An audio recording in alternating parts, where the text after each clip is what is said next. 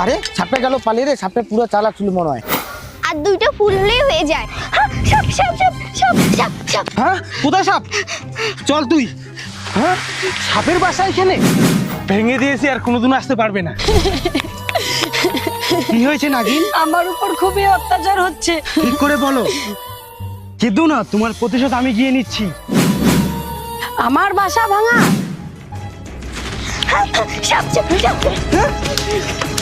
জামার মেরেছি না, আর জীবনও আসবে না। হ্যাঁ কি হয়েছে? আমি আর বেশিক্ষণ বাঁচবো না, তুমি ওদেরকে ছেড়ো না।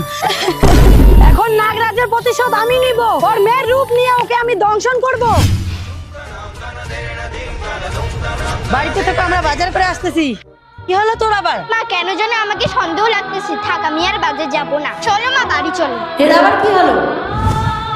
এখন যদি কেউ জল দিত।